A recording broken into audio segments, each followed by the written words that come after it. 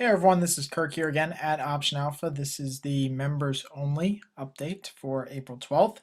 So before I get into the Google stock split and then also talking about some of the charts and about the RUT credit spread trade as well, I wanted to just give you guys an update that I was very busy yesterday making some new changes to the website. So hopefully those of you who email me and you kind of got lost in the middle of some changes just on updates as far as navigation, but I had redone everything to better help everyone navigate the website. And I think this is going to be really great. I hope you guys like it. I took your advice from the webinar that I did on making some changes to the site as far as how the layout is and how easy it is to navigate.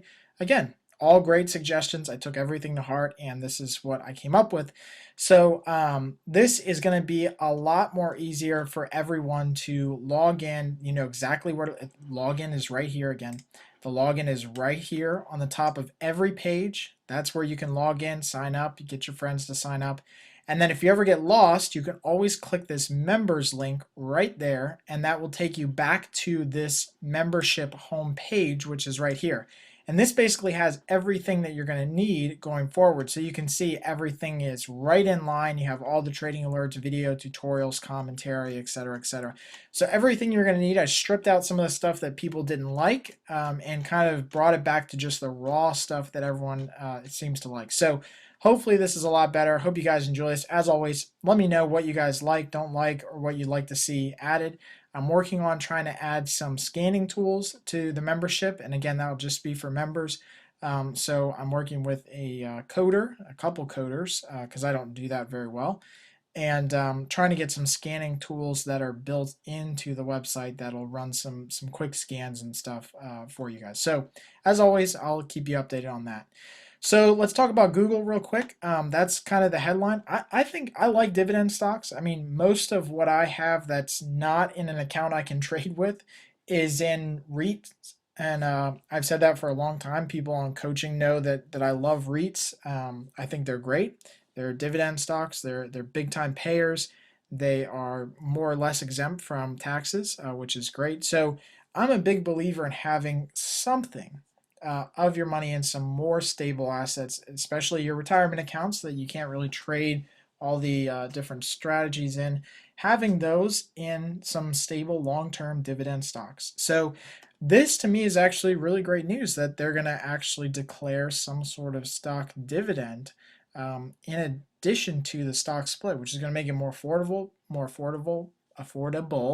for people going forward, and also give them a chance to have some dividend income. I think it's actually really great. We'll see what what it actually comes out with, where it actually prices when the dividends go live. But I think it's a good opportunity to get in on something that's clearly growing massively. I mean, Google is taking over everything. So FYI, I'll definitely be one that goes in and buys, and this will be a long-term buy.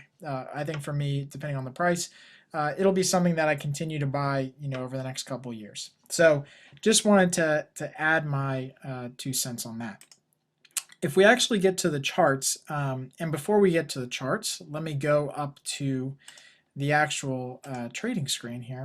So here's the deal with this SPX trade. And again, I get semi-frustrated that people are so antsy to get into these trades. Look, when I make these trading alerts, I don't know that they're going to fill, and we'll make adjustments tomorrow as needed, and probably move up our strikes to make sure that we get a fill tomorrow. But at the same time, the market can turn down, and we could get filled very quickly. If you remember on the RUT call spread, the market actually lurched higher and we got filled at better pricing. So it just depends on the market. And so again, I get a lot of people who email me like 10 minutes after the market opens, and they don't have fills and they think it's the end of the world. And one, I don't even know if they have a coach. If they had a trading coach, they'd understand that it takes a little bit for these things to actually happen, right? You're trading contracts that have to be, paired up with other traders. So you have to have patience. And so again, I'll say that again. I feel like a broken record when I say that, but 10 minutes after the market opens, you're not going to get all the fills that you need. So again, please, let's have some patience here with the trading and how things work out. I think the problem with this particular alert is not that there's anything wrong with it, is that it just was absolutely horrible timing, because the day that we entered it, the market immediately lurched higher the next day. And actually yesterday, these contracts, and I had said this in comments on the actual trading alert, that these 1230, I'm sorry, not these, the 1230s, these ones right here, 1230, 1225s, there was actually about 1,200 contracts or spreads traded yesterday at pretty decent prices. So I'd even said that I had moved up some of my orders and got some fills at 30 and 25. Other people had said they got fills at 30 and 25 as well. So you have to be flexible in your trading, right? If the market lurches 10 points higher, then yeah, sure, you can move up your strikes a little bit. So I haven't adjusted it for the auto trading members because that's a little bit more complicated than just making all these different adjustments throughout the day. But I just want to highlight that you just have to be a little bit flexible in moving up your strikes up or down, and then obviously trying to leg in, right? It was a little bit hard to leg in this time, but even if you had just a regular spread order with a limit, and just moved them up to the next level. And again, I made comments about that on the blog yesterday when it was happening.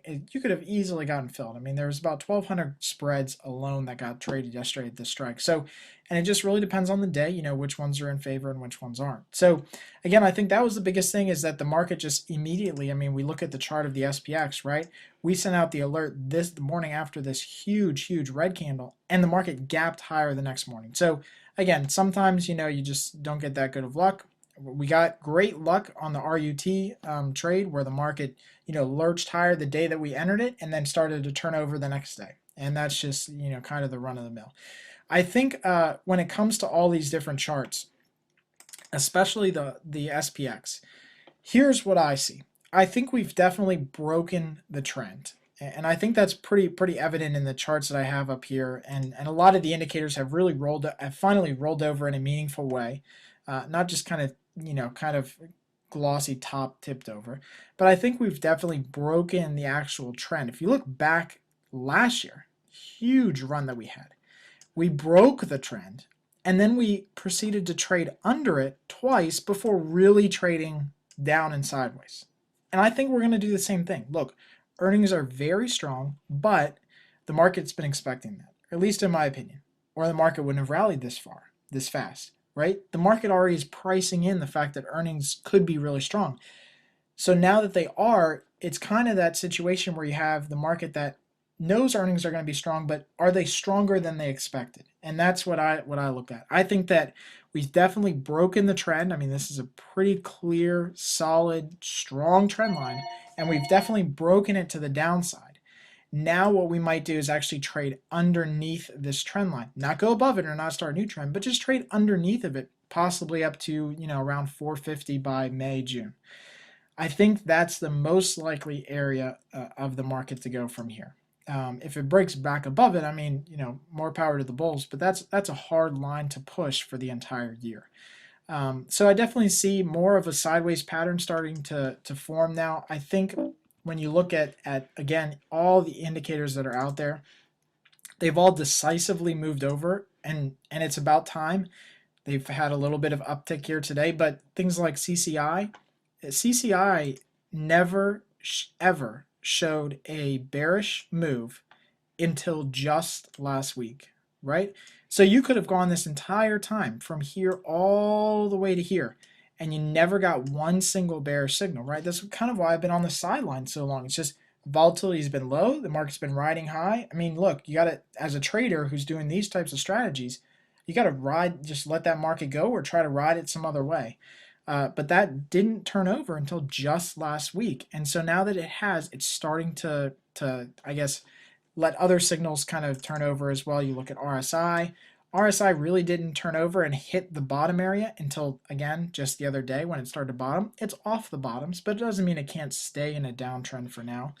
And things like MACD, again, MACD has been very high over the past couple of months, right? From December on, it has never gone negative until just last week. So we get all these indicators that are just starting to turn over and just starting to become negative, that you have to think that at least we're not continuing the major bull move. So for me, I think that the plan or the strategy going forward is going to be to keep adjusting these put spreads and these puts. I think the puts are the best way to go right now. I think with relatively high volatility, it's not crazy high, I think you can get a decent spread or away from the market. I mean, we're at 1225, 1230, which is a pretty good drop and through some major support levels. So again, we'll adjust that trade tomorrow and make sure that we try to get a fill on the trade. But I think going forward, that's going to be the strategy is, continue to add some of these puts. And if the market does continue to lurch higher and almost in a straightforward fashion, that's when we're going to start entering some more call spreads. Because I think that actually on the top side of the market, it's not as likely to continue up to 1500 in the next couple of months. I think that's going to be a little bit more of a push than we all think or than analysts think. So as always, I hope these videos are really helpful. You guys are free to email me as always with any questions or comments, and happy trading.